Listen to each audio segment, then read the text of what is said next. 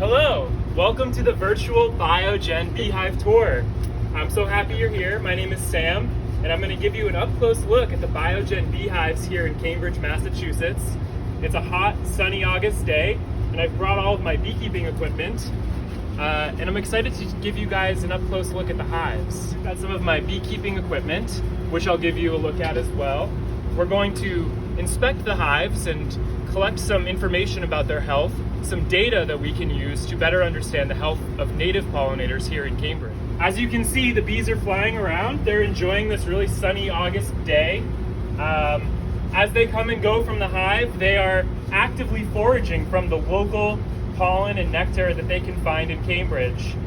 At Best Bees, we take a scientific approach to beekeeping. So we want to learn more about the health of our honeybees, how we can improve their health, but even more importantly, how can we quantify and measure the health of our native pollinator species?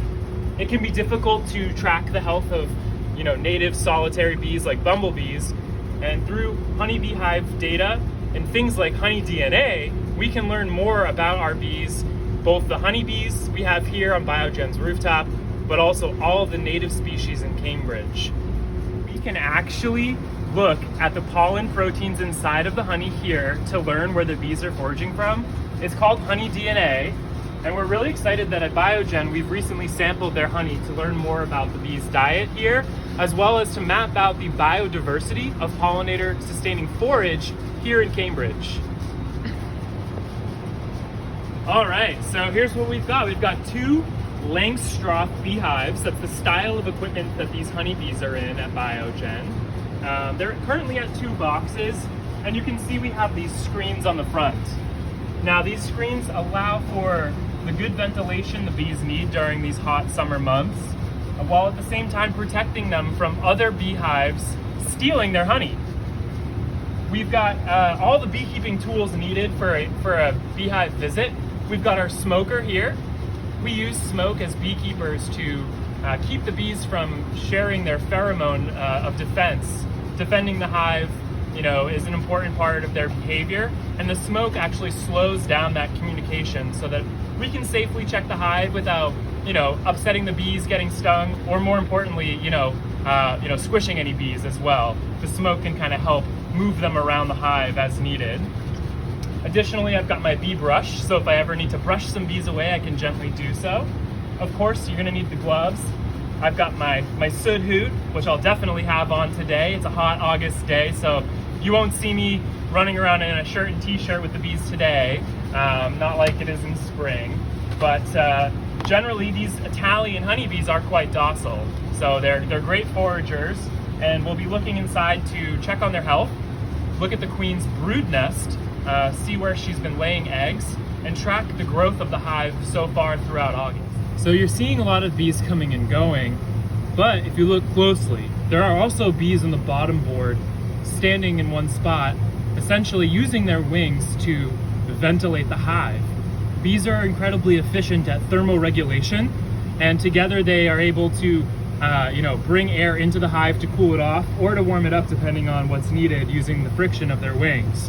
So bees are very in tune to their environment, to the conditions in the hive, and will adjust accordingly.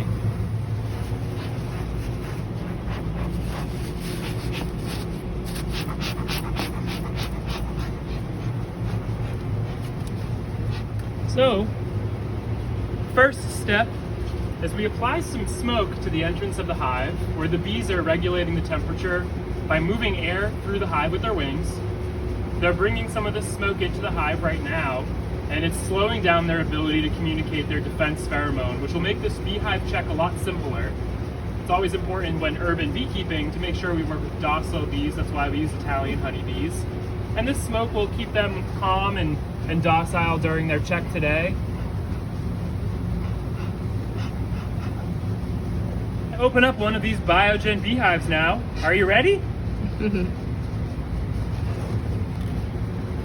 First, we remove the top cover,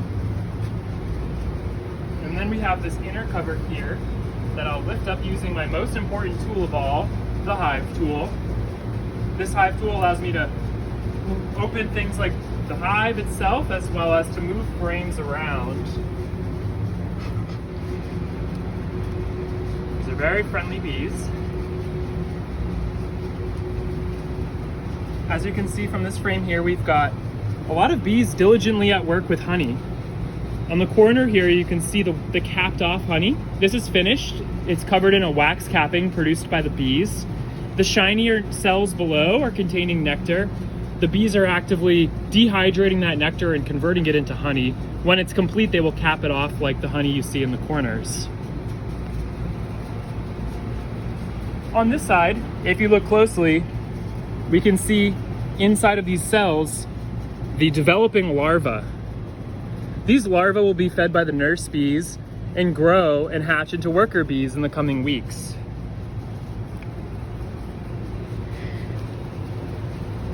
As beekeepers with best bees, we're so focused on data collection that we track all of the frames in the hive to measure their, size of brood, the amount of honey that the hive has, as well as how the queen is laying her eggs.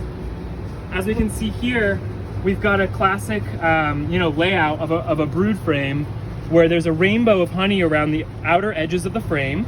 On the inner edges of the frame, you can see we have the capped off brood, these brown cells here. Underneath this wax capping is a bee that is about to hatch. It will then become a nurse bee, and when she's ready, she will become a worker. Most of the bees inside of the hive are female.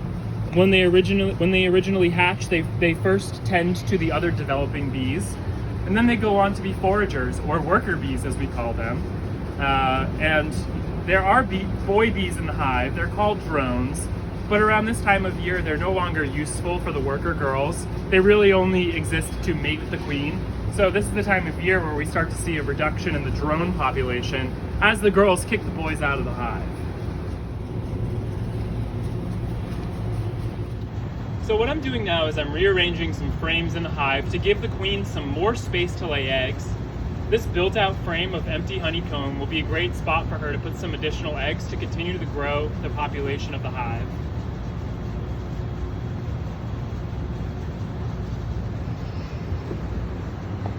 We've also got a couple of new blank frames for the bees to build out fresh comb.